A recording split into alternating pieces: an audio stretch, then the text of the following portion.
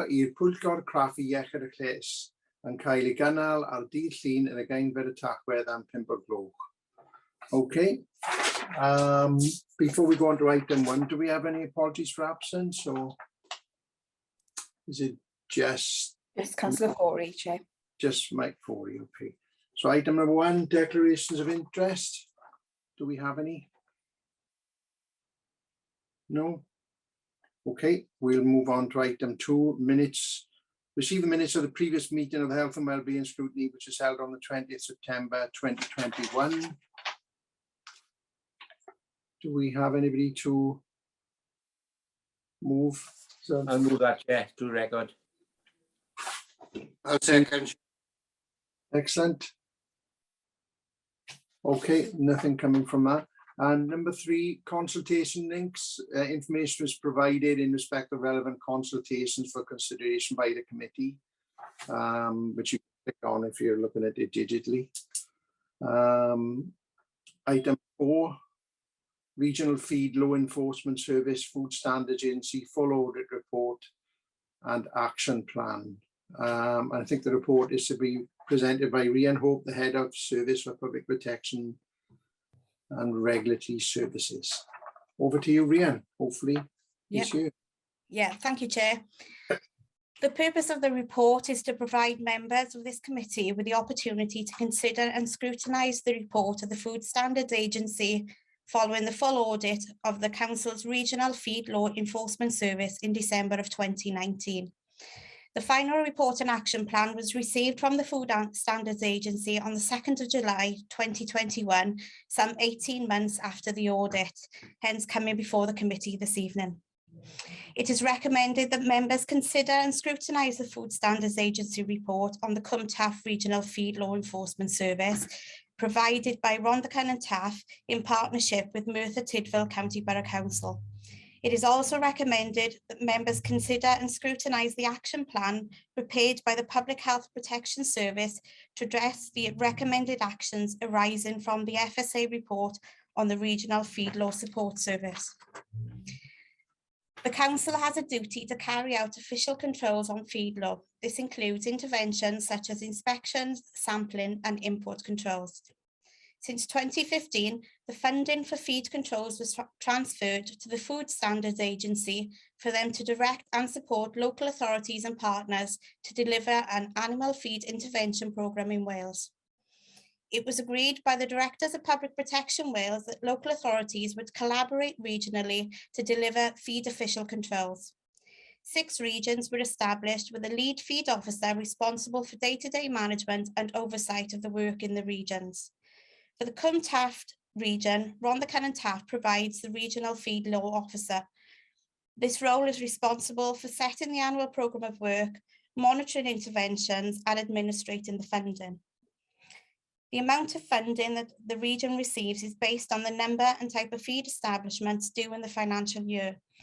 This is an annual memorandum of understanding between the local authorities and the Food Standards Agency on the work programme.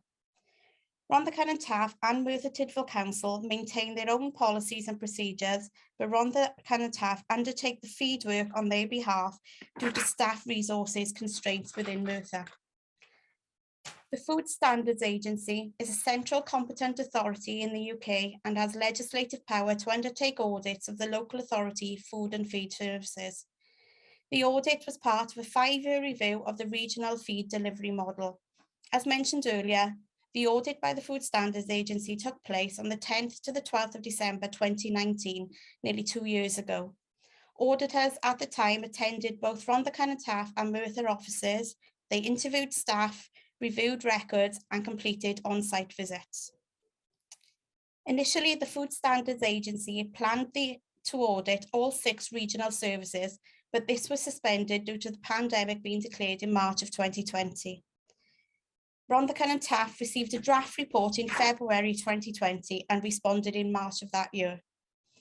In April 2020, the Food Standards Agency stated that the audit programme would be paused with no plans to finalise the action plan. However, Rhondda Cynon Taf received the final report and action plan in July of 2021, some 18 months after the audit.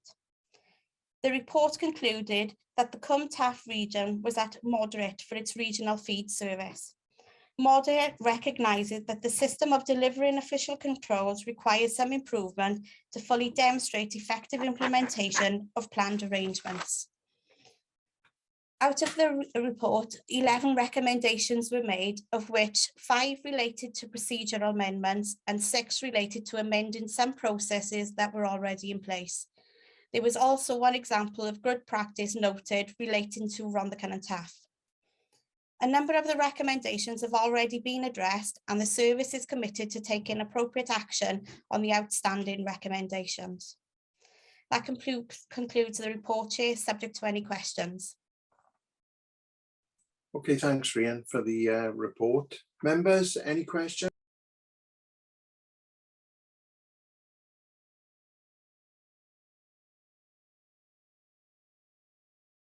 Councillor Sam Trask.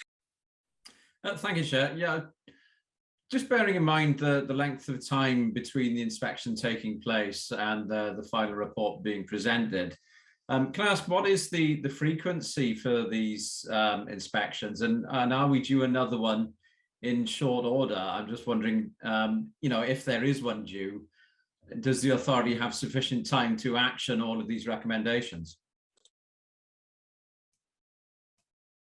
Yeah, Councillor, there is no planned audit due by the Food Standards Agency. I think they recognise that the recovery process for local authorities coming out of the pandemic. With regards to the recommendations made within the report, we aim to complete all those by December of 2021. Yeah, thank you very much. Thanks, Councillor Trask. Councillor Cheryl Evans. Thank you, Chair. Thank you for the report. I just have one question, really. Page 9, 4.4. I noticed you say 5 of the recommendations were required process or procedural amendments, and I wonder if they have been carried out in whilst we've been waiting for this report. Thank you. Yes, Councillor Evans, as I said, the majority of the recommendations have now been completed. Those that are outstanding will be completed by the end of December of this year. Okay, any more questions? No? Last chance? Okay, Rhian, thank you very much for a very comprehensive report, really. It is a very complex subject, isn't it? But thank you very much for that. Okay, we better move. Oh, right. First thing we got to do, can somebody move recommendations 2.1 and 2.2, please? I'll move that, Chair. Second. Okay, thanks very much for that. Right.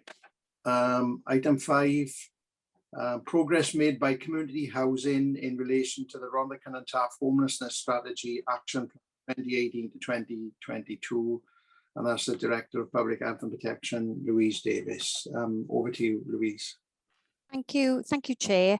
Cheryl Emery is going to take members through the detail of the report. It is obviously a comprehensive document in terms of the opportunity tonight to update members on the progress made since you previously scrutinised the strategy. So Cheryl will take members through the content of the report and obviously have a good opportunity then for any questions and scrutiny the members may want to make of our progress to date. Cheryl has had some IT issues today though, so unfortunately her camera isn't working, but she's hearing good voice, so she'll take you through the report, Chair. No problem. Yeah, she did tell me you were going through. That's the only reason I didn't call it. Okay, Cheryl, over to you, hopefully. Yes, thank you. Yeah, sorry, I had a problem with my camera at the last meeting and sorry, I can't get it to work again, so apologies for that. Yeah, the report will update members, as Louise has mentioned, with the progress made by the Housing Department in relation to the RCT CBC Homelessness Strategy Action Plan 2018-2022. The report also outlines the significant ongoing pressure on the Housing Solutions Service and the support services that we work with resulting from the pandemic, and the additional actions that have been taken. In terms of the background to the report, we are very much under a duty to provide a homelessness strategy and develop an action plan as required under the Housing Wales Act 2014.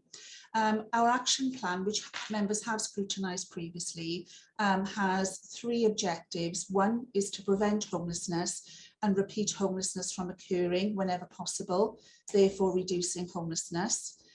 2 is ensuring that appropriate support and accommodation, including temporary and emergency accommodation, is available to meet the needs of homeless and potentially homeless people. And 3 is ensuring people with housing support needs have these fully assessed and have access to services to help sustain independent living. The duties under the Homeless Housing Wales Act 2014 are very much around the duty to provide advice and assistance, to prevent homelessness and to secure accommodation whenever possible. Obviously, as a result of the pandemic, and particularly going back to the early point around lockdown, it presented an additional challenge to us in terms of the new duties, because we now have a duty to accommodate anyone that presents as homeless and is found to be homeless by the local authority.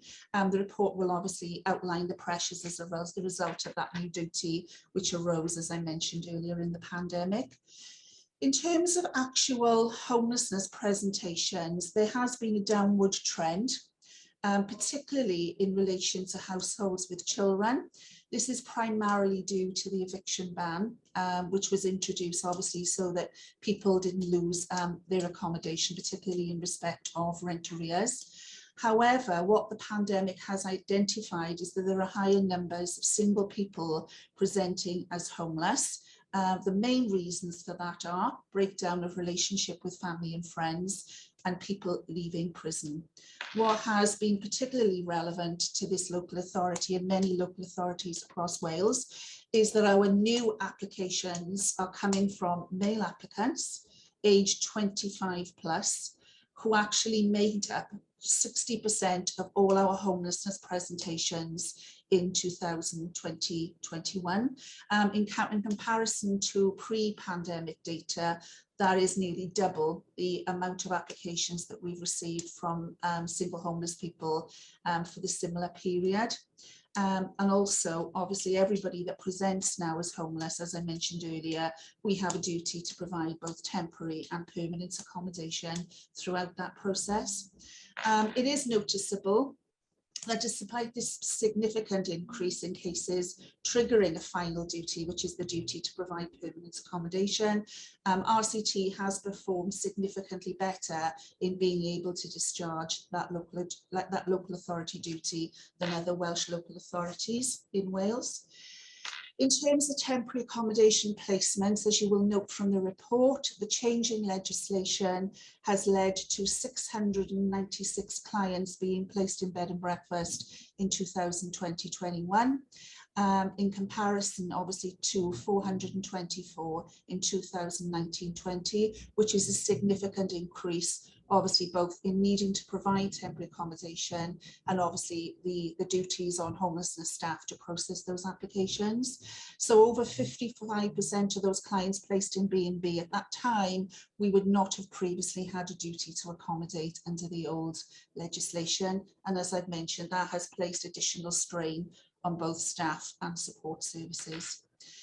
The other noticeable matter has been the significant increase in the complexities of the cases that have been presenting as homeless, with the most common reason for what we call priority need being mental health and substance misuse.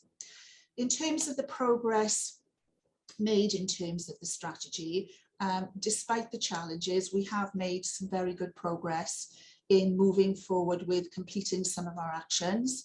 And as I've mentioned, despite what has been particularly thrown at us throughout the year, we have obviously been able to deliver some of the actions that were within our action plan during that period.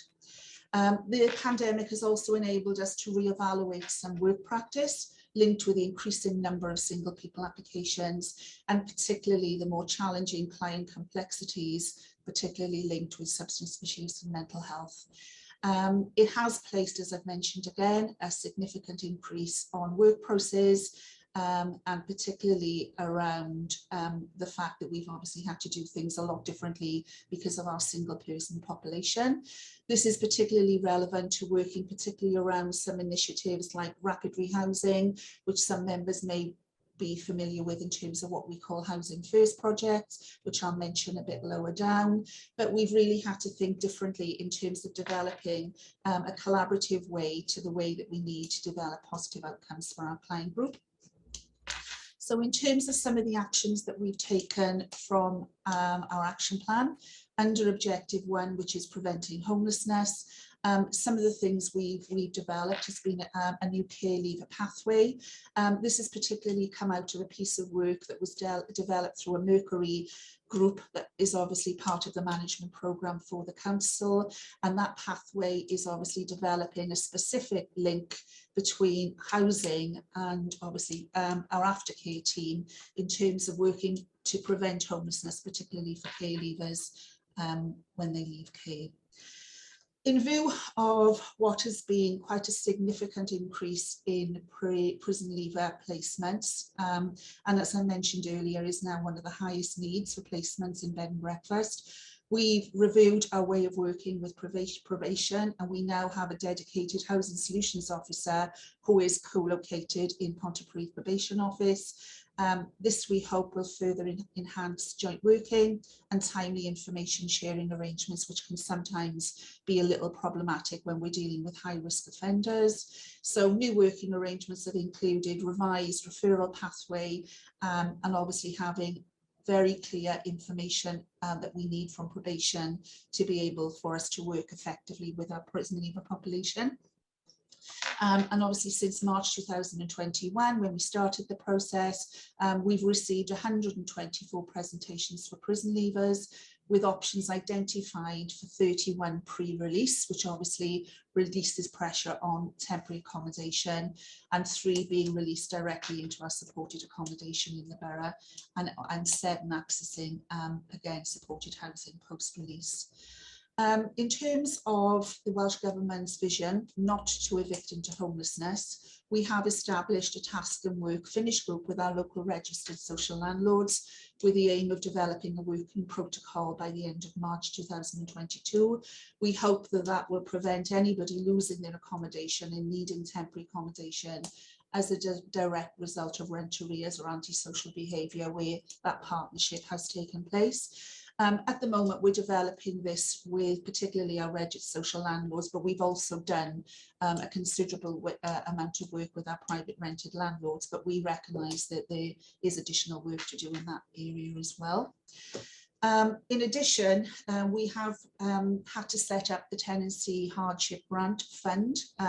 This was additional money that was given to us this financial year from Welsh Government to assist those in the private rented sector that are not in receipt of welfare benefits, but have accrued rent arrears as a result of financial hardship caused by the pandemic.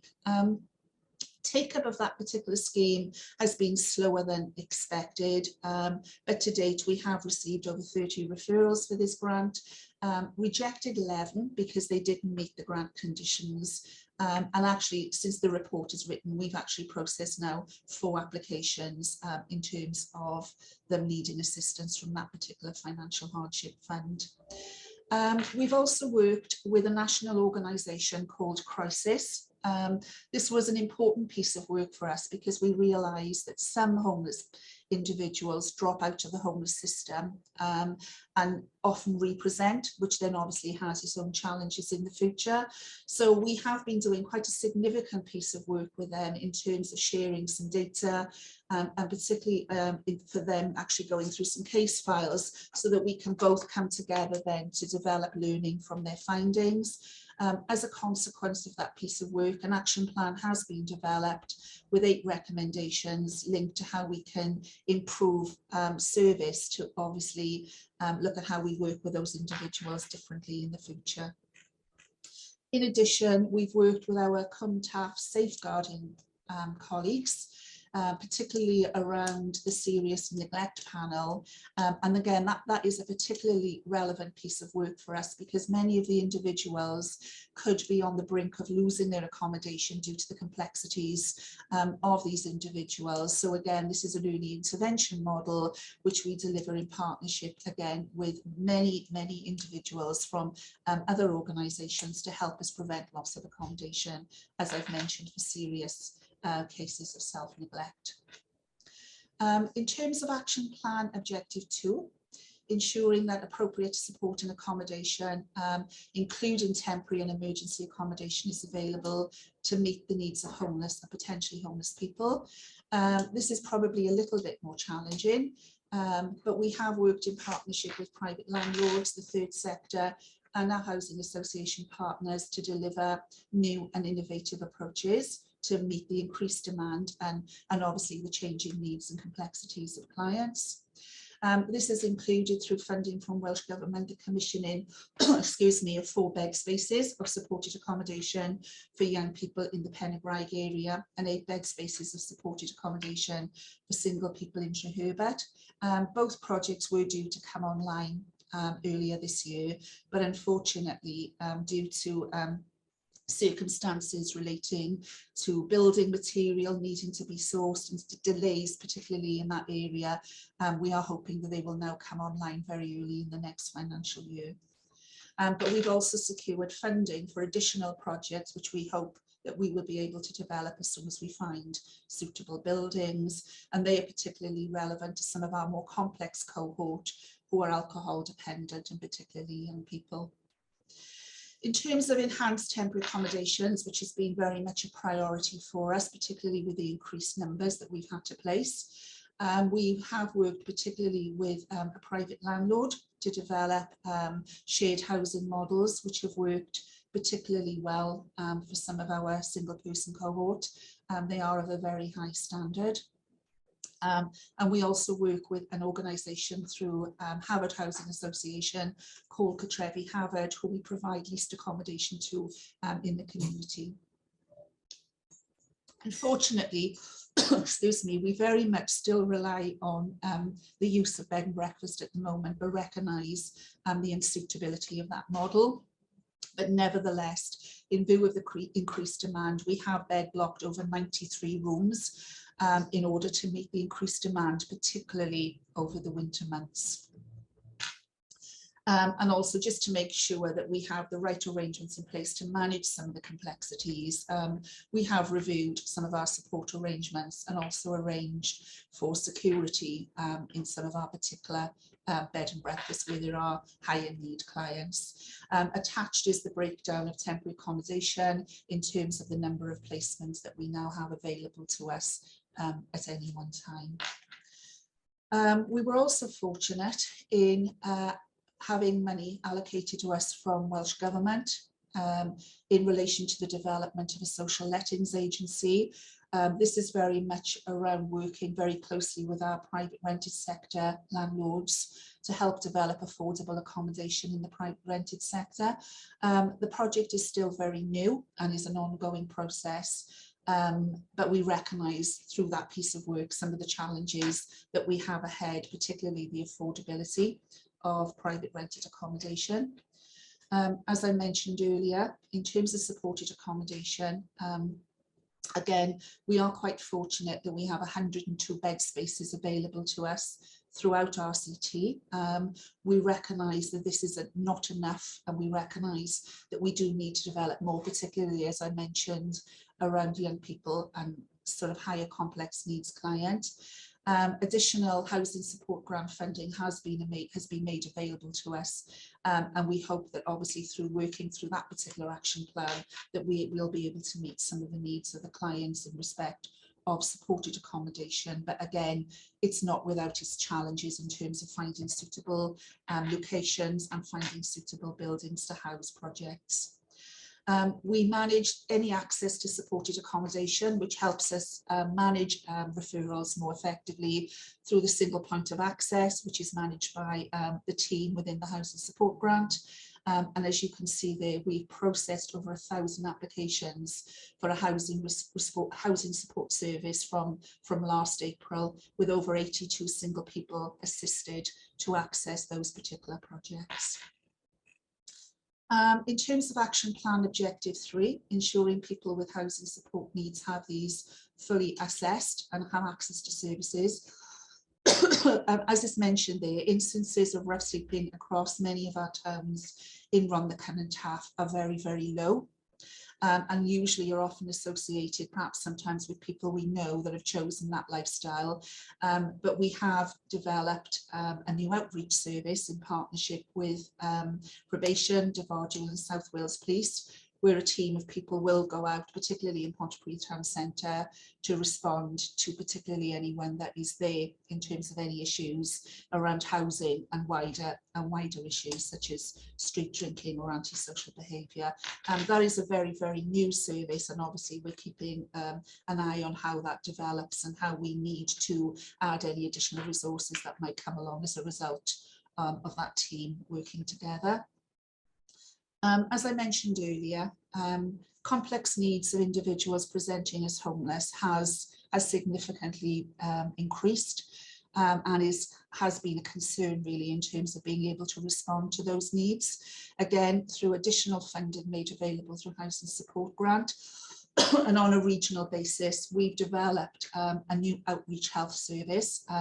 As you will note, the team structure is recorded. This is a really exciting initiative, as I've mentioned, with the area planning boards, the Cwmtaf University Health Board, Bridgend County Borough Council and Merthyr County Borough Council. It is located within the Pontypridd Mill Street Hostel and responds and provides immediate health interventions to anyone that is within any form of TA across Cwmtaf, Morgannwg, and also as in RCT, because we've got quite an established Housing First project. It obviously links in with the complexities of people that we have referred to that particular project.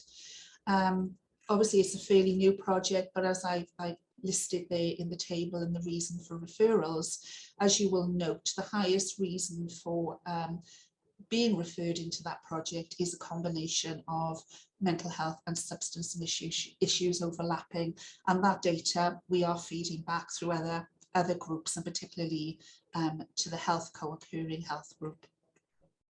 As I mentioned earlier, due to the complexities, we have established what is called a rapid rehousing model, but in RCT we refer to it as the Housing First project.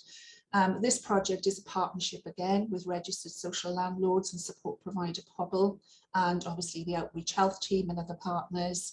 And what it does is basically take away some of our complex individuals from our traditional route of accessing housing and services. So if we feel that anybody has got significantly complex needs that would need the support of that project, we refer them directly into the Housing First team.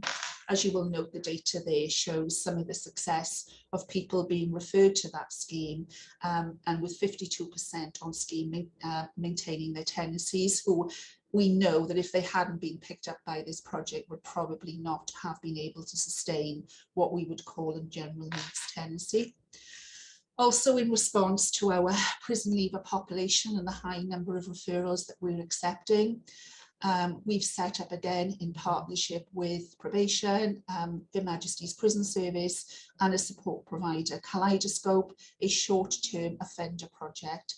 This is particularly aimed at our clients that are sentenced to less than 12 months in custody. Again, through a bit of data and a bit of research that we undertook in relation to this offender population, RCT has quite a high number of what we call revolving door repeat offenders. So this scheme is particularly aimed at working with those to provide intensive support, both in prison, through the gate, and when they come out. And obviously if they go back into prison, this project will stay with them until we are successfully able to find some form of appropriate accommodation. A more recent partnership is again working with Comtaf Healthy Partnership, C4C Wales. It's a very new initiative, and again, out of some of the work that we've started to do in partnership with health and other organisations, we realise there's a significant need to work together, particularly around sharing data and understanding, basically, if we are working with the same clients, what those outcomes mean. That obviously helps us understand the services that we need to commission going forward, particularly as based on the information that I will have shared in the report, you will see that the complexities of clients will very much need more health related services than perhaps housing support grant services. So that piece of work will obviously help us to better understand that data. We also work very, very closely, particularly through Housing Support Grant World, with our partners in Merthyr and Bridgend on regional developments. And all of us financially contribute to projects that we feel that we have identified as a need or could be a need going forward. So some of this is around our LGBTQ+ population and looking at the need for specific requirements, perhaps to develop specific provision around that particular cohort. And also we're doing some work again with VOSO around our BME population and scoping service delivery there, and also providing support services at the same time. So in terms of some of that, there are obviously challenges and there are obviously opportunities. Despite the work undertaken to date, as I've mentioned, and the additional funding, you know, there are obviously challenges around the significant pressure on temporary accommodation, and particularly the high number of individuals that we have placed in that particular provision. People remaining in temporary accommodation and supported accommodation longer than necessary due to limited move-on housing options. Meeting the housing and support needs, particularly of a small cohort of homeless individuals with very high complex needs. Some of those particularly fall out many of the services that we've already got in place and possibly need more specialist health interventions. We're obviously struggling to know if we're going to have any money from the Welsh Government Hardship Fund from the 1st of April 2002, which is obviously providing quite a lot of funding to some of the work we do around homelessness and the provision of temporary accommodation and security services. As I mentioned, we have identified that we've got a cohort of individuals that do particularly need more specialist project interventions. And despite having additional revenue funding to support some of that, we are struggling with, as I've mentioned earlier, suitable locations and buildings. And another biggie for us is obviously because we've had quite a lot more funding because of the current COVID situation, we are really struggling to find and secure, particularly within our support sector, high quality staff, particularly at some points during COVID, there was very much an uncertainty over whether funding would continue long term, and obviously only being able to offer short-term contracts. So some of that is some of the challenges, coupled with obviously our housing market is very buoyant.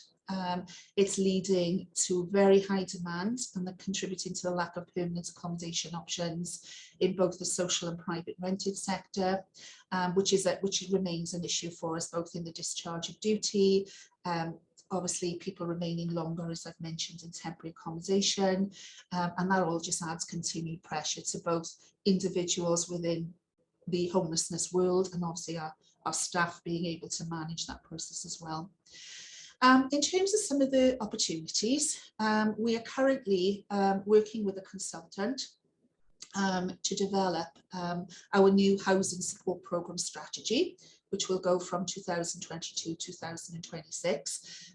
This work is ongoing, and obviously as part of that work we have to develop what is called a need statement, and that need statement will then obviously lead into the strategy, and then will obviously be a new action plan which we hope that will obviously members will approve once that has been finalised.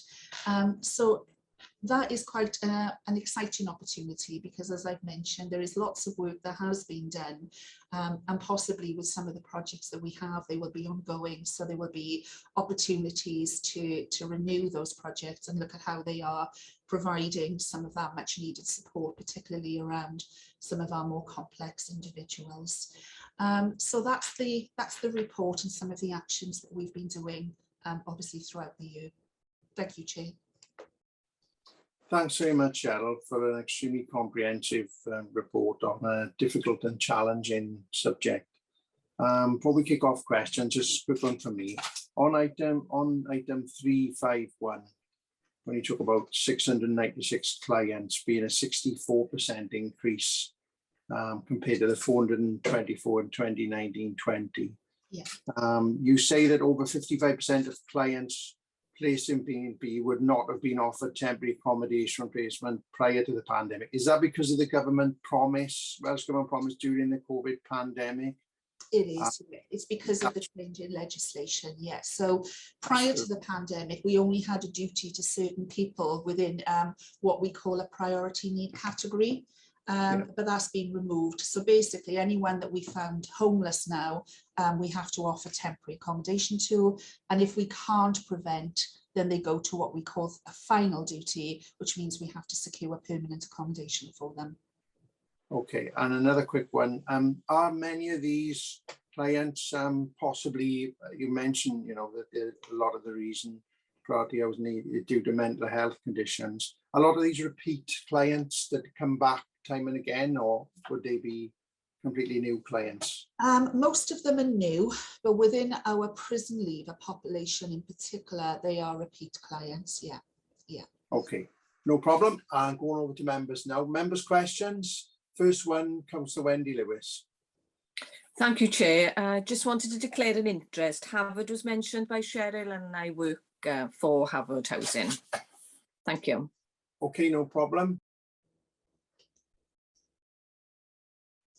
Gareth Jones.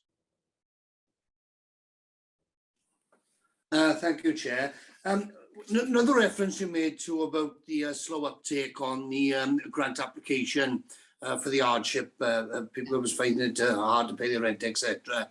I was just wondering, was there any hold-ups in notifying the people that this money was available? Was there any follow-up to any help and support? I know from past experience with people in the constituency, very often I find that people are entitled to various benefits.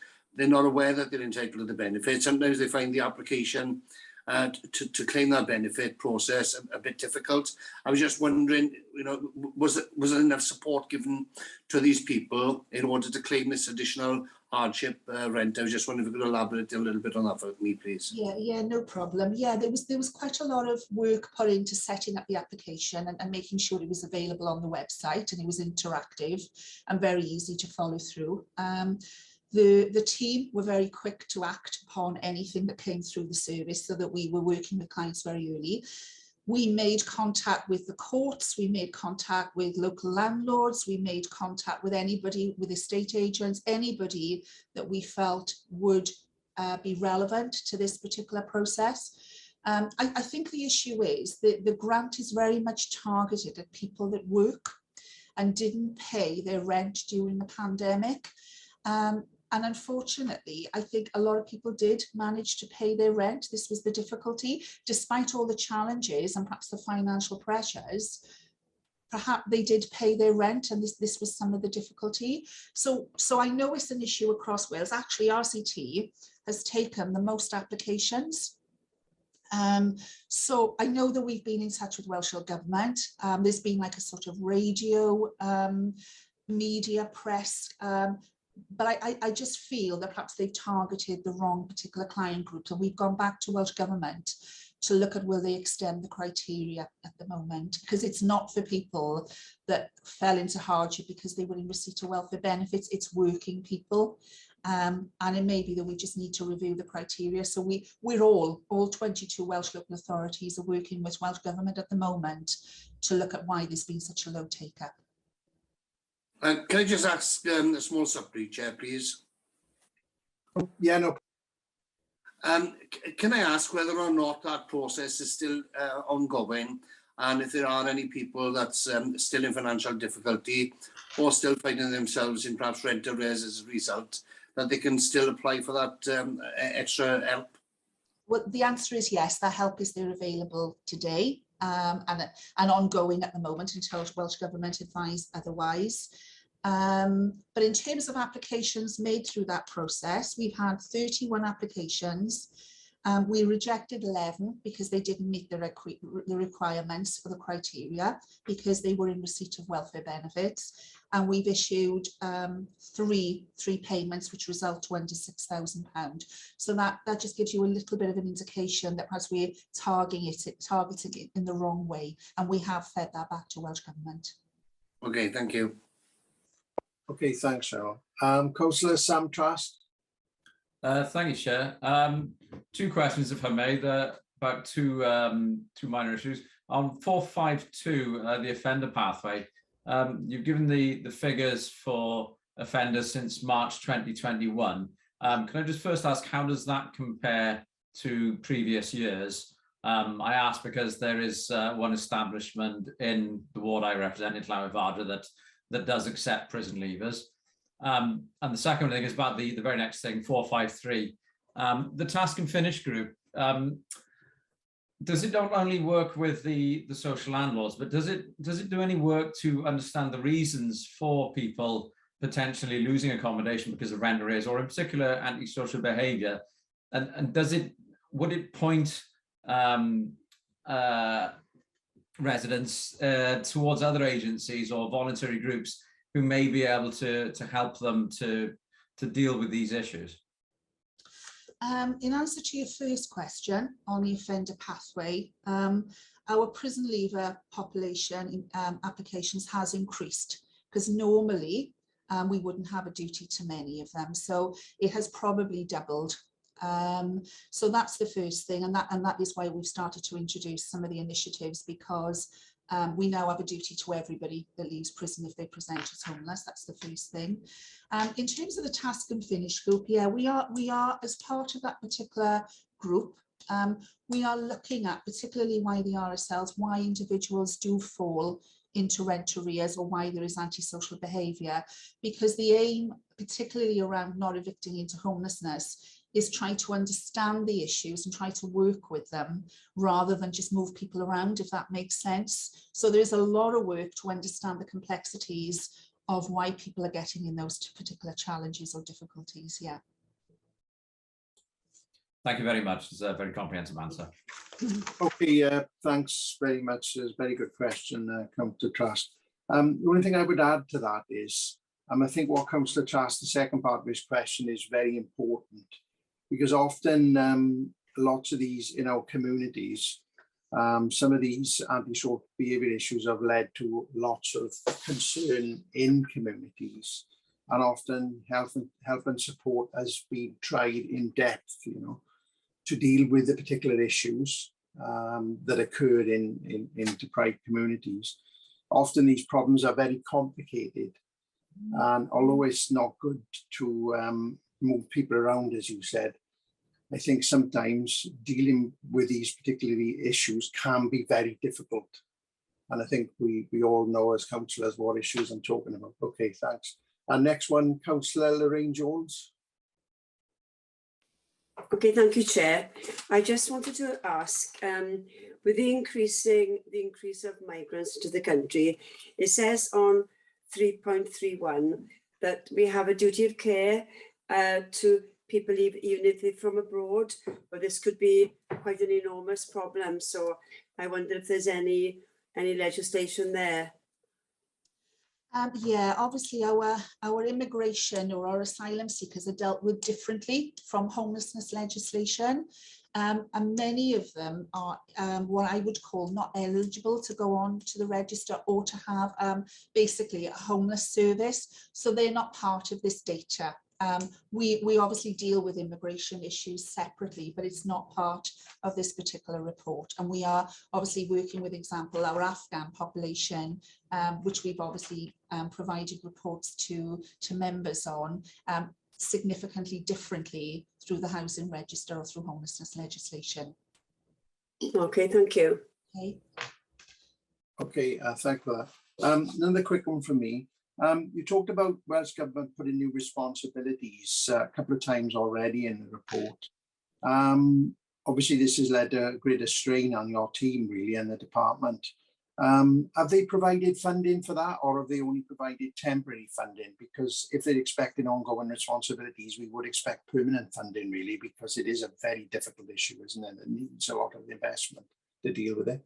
Yeah, no, thank you, Chair. That is really relevant. At the moment, housing support grant funding has been increased by 2.9 million, and we've had other funding streams. It doesn't provide what I would call statutory services. So those individuals, like our housing solutions officers, that actually process homelessness applications, there hasn't been increased funding for that at the moment. However, we have had additional resources provided to us anyway through core funding. But I know, again, 22 local authorities, particularly through Housing Leadership Cymru, have raised concerns about the impact that this is having on local authority core homelessness services. And that has already been raised, and we're waiting a response on that particular matter. Yeah, Chair, if I can just add to that as well, I think in terms of the forward direction, you know, Cheryl described the needs assessment that's being done, and that statement of need that will inform our next strategy really in terms of housing support. I think, you know, the last 18 months, 2 years, you know, all the evidence that we've collected about need will be really important in describing what that forward plan and possibly what changes need to be made to our offer to support some of these complex clients. Obviously that is a document that has to be submitted to Welsh Government, and will add strength to the argument that Cheryl is already making on our behalf really for sustainable funding to support all of these individuals that are presenting to us now. So you know, that statement of need is quite a critical piece of work that's in progress as well.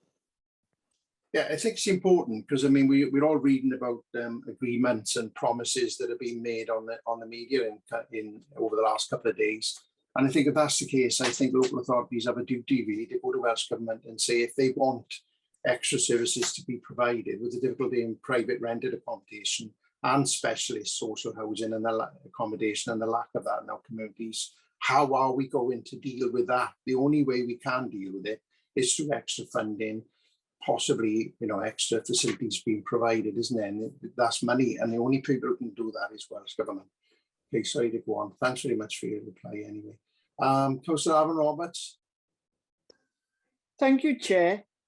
And what I'd like to ask is, following on from the people leaving bed and breakfast and they have a tenancy offered them, do we have any figures on how sustainable are then tenancies then, perhaps after a year, or how many have left because of antisocial behaviour, rent arrears?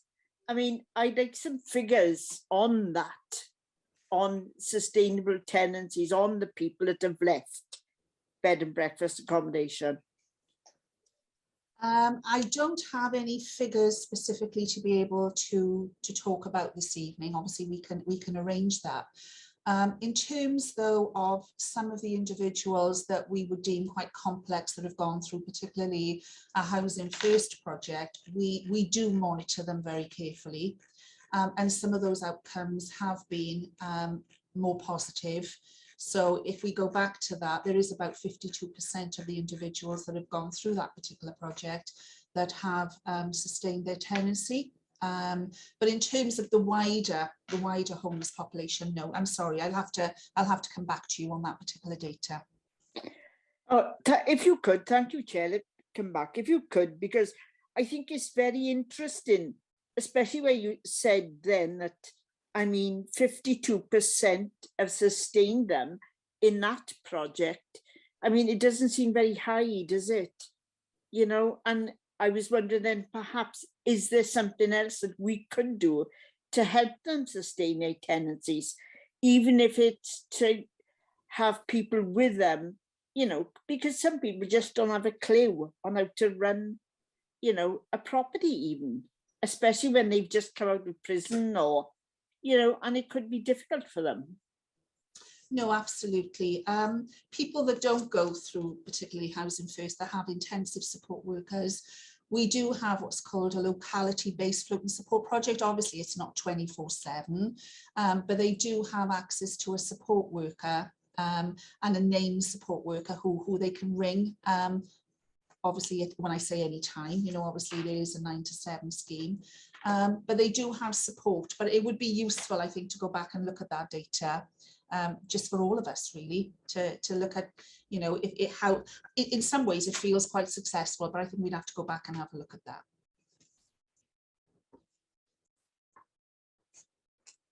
Thank you, Okay. Chair. Yeah, thanks very much for that. As Councillor Alban Roberts was saying, I think, you know, some of the cases certainly that I've been dealing with, other councils have been dealing with, in some cases, because of the complex needs, be it mental health issues or other antisocial behaviour, ongoing antisocial behaviour issues, there is an intensive need for support. Sometimes people don't actually seek that support out enough, and the problems are ongoing, and it affects communities and it affects people, which we deal with all the time. So I think perhaps what we need to look at really is to really be proactive in dealing with these by offering great and intensive support really to these people to prevent a recurring antisocial behaviour and it moving around, if you know what I mean. Because what we don't want is evictions to lead to, you know, somebody being moved with the same problem somewhere else. So I think that's something I think we need to focus on going forward anyway. Maybe that's what we're doing, but Chair, just to come in, just a reminder that we have over a £13 million housing support grant programme in Rhondda and Taff, and there are lots of support services broken down within that particular service area. Most people have access to a support worker at any time. They can be referred in any time. As I mentioned, there's different varying projects that support different complexities of individuals. We would obviously struggle if somebody wouldn't engage, but in most cases they have access to support. I think probably just to make that clear, because we wouldn't want you to think that, you know, we didn't have enough support. In fact, we have in RCT quite a lot of support services attached, as I've mentioned, to our funding streams. No, I'm not saying they haven't got them available. I'm just saying that some people don't want support. They reject it, and they're trying to, you know, they say they don't need it, and it kind of perpetuates the problem. Then anyway, Councillor Margaret Griffiths. Thank you, Chair. My question is a follow-on, I think, from what a number of councillors have already said, which is I'd like to see a table of what are the outcomes for the 696 people who are initially being offered bed and breakfast accommodation, because there's obviously different outcomes. Some people don't engage. Some people go into supported accommodation. Some people go into tenancies.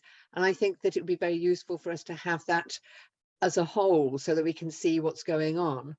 And it would then be useful actually to compare those outcomes, even though the numbers are different, you know, it's a larger number than last year, but to compare that with last year's outcomes. So there's lots of information here, but I can't add up what's in the report to 696. So I would like to see that actually worked out for us. Thank you. Okay, thank you. Cheryl, did you want to come back or? No, thank you. Yeah, we'll certainly have a look at how we provide that sort of information that's being requested. Okay, thanks very much. Councillor C. Powdell. Thank you, Chair. Firstly, I'd like to thank Louise and Cheryl and the team for all the hard work they do put in, especially in my community, which, as you all know, I have the most HMO properties than any other ward in Rhondda and Taff. I'm happy, as officers know, to work with them and try to help with innovative schemes. However, I can say categorically and put it on record, when my community and neighbours of these houses, not our houses, I'm talking about the authorities, but generally houses that house people with social issues, dependency on drugs, alcohol, mental health issues, when that impacts on the neighbours' health, worry when they can't go to bed and sleep at night for fear the house may be burnt down. I will give no apologies for trying to get those people removed from those properties. I don't care what anybody says. If it impacts on neighbouring properties that they can't go to sleep at night, it is fundamentally wrong. And if there's no deterrent, then it makes it much, much harder. So I will say again, I will work wherever possible to work with officers to help out where we can in my ward. But there comes a time when people must be removed if they are providing not just a nuisance, but concerns about safety of other properties. We've had fires in properties. We've had people in the streets completely out of control. And there comes a time when there must be closer work with South Wales Police. They have to stand up and stop putting the onus on council. When there's antisocial behaviour, it could be noise, but it's not just noise. When these people are behaving like they behave, it's a police matter. It's not police calling back to say, that's a council matter, get in touch with your councillor. That's unacceptable. And I make no apologies for saying there comes a time when some of these people have to be removed, albeit some will go to jail, maybe so. But sometimes the neighbours can't put up with this every day of their lives. They simply can't. So, Chair, I don't know what you're going to say in response to it, because you know I do work hard with all of you, but there has to be a deterrent of some kind. Thank you, Chair. Chair, if I can just come back to that. No, thank you, Councillor Powderhill, because as you know, we work very closely with you, and thank you also for your support, because most of our growth, as you know, has been in your area with your support. Yeah, I think we all appreciate that some of our clients, despite what we try to do for them, just don't engage, or there are other issues that happen that make things very challenging and complex. But as you know, we do move people on if we feel there are any issues attached to any particular individual and that particular placement isn't working out for them and others. As you know, we move them on. And that move on is whatever it needs to be based on that particular person's circumstances. But yeah, we wouldn't, as you know, we don't let people stay if they are causing significant issues.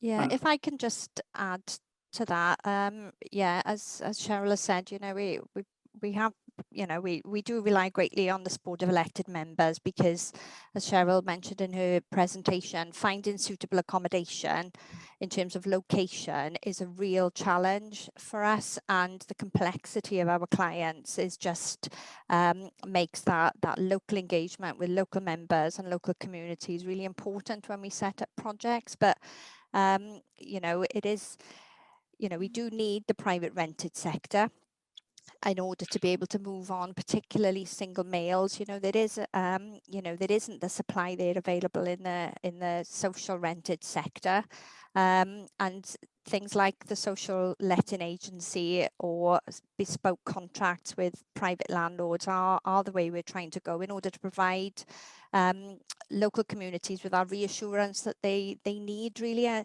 think Councillor Powderhill mentioned that our HMOs, that we have a bespoke contract with a private landlord on, you know, cause less issues than the other HMOs where people access that accommodation. And, you know, obviously we can't be, you know, the broker for all properties, but we have, you know, we are having growing success in trying to get some of those landlords to engage with us more proactively, so that we can support people who are best placed in the private rented sector with appropriate support, but with the landlords backup, really, and our backup to those landlords to help us manage those placements and the complexity of the combinations of individuals in those properties. But, you know, as Cheryl said, you know, where we can and where we've got control, we do try and move people on, but it is a real challenge, and you're right to flag it, Councillor Powderhill.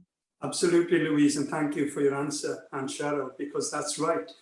The model is working. I'm talking about properties that are not under your control, and you know full well. So thanks very much for the response. Thank you, Chair. Yeah, and like Councillor Powderhill, I do recognise, you know, the work that's going on in our homeless and housing support team. And I do exactly agree with Councillor Powderhill that this is also a policing issue. The residents get frustrated that the local police are not providing what they need. I know there's a resource issue, and they do seem to think it's all something to do with the council when it isn't, because we do need the police to do their job. Otherwise, the problem is exacerbated, especially when it comes to the issues of, you know, substance misuse and drugs. Anyway, Councillor Howe. Thank you, Chair. I'd just like to say I totally agree with everything Steve Powderhill has said, because I know the issues he has down there. I'm a landlord myself. I haven't particularly had any issues myself, but what I notice is, and other people may have noticed, is we are getting landlords who live maybe in England. I know some live in Vietnam and everywhere else. And a lot of the time, they don't care who they rent the property to. And we've had some significant problems up here in Ferndale. Sometimes we have had to call the council in if it's noise and such like, and if it is antisocial behaviour, which again, we've had a lot of problem on. It's very difficult. I had to send a letter to headquarters because I didn't think enough was being done in Ferndale. But I totally agree with what Steve said there. Thank you. Okay, thanks, Councillor Howe. Can't see any more questions. Anybody else want to ask a question? As I say, I think this is a very difficult subject. We know that people need help in the best way they can when they're homeless, but we also know, and I mean, my ward covers a village, not a town centre, where the problems are more acute, and some of the problems in our cities must be absolutely horrendous. But we know this is more complex than that, because we deal also with the residents whose life has been made hell, you know, in certain circumstances. And you've got to recognise that these problems have to be dealt with, and they can't just be dealt with as social housing landlord or the authority. Sometimes these problems have to be dealt with effectively and properly by our police. And I just think sometimes there can be a little bit of a refusing to engage despite pleas, you know, from councillors with the police. But thanks very much, Cheryl, and thanks, Louise, for all the work you're doing. There's no criticism on you. Thanks very much. Could I ask somebody to move recommendation 2.1, please? I'll move that, Chair. I second, Chair. Okay. Number 6, there are no urgent items. The next meeting would be in February at the date to be agreed at the moment. Item 7, Chairs Review and Close. Just to say, I think it's been a very good meeting today. The second report was something very topical and something we're all dealing with, especially during the pandemic, where some of these problems have been exacerbated a little bit more, especially on mental health and homelessness. And I'd like to thank you all for your attendance today and all the questions. I think it was a very good debate. Before we go, I wish you all a good night. Just say, Councillor Ranger, if you wanted to ask me that question, you can ask me at the end if you want. But otherwise, all the best, and take care. Have a safe